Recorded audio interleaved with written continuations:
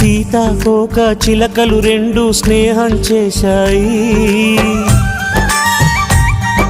సీతాకోక చిలకలు రెండు స్నేహం చేశాయి. ఆ స్నేహంతోనే గుండెల చాటున ప్రేమను దాచాయి. మనసులు విప్పాలా,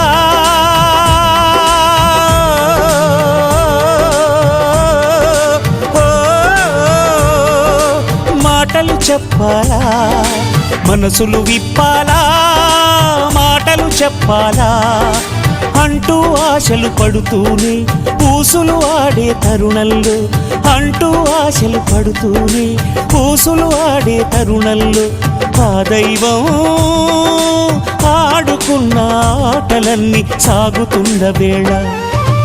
ఓ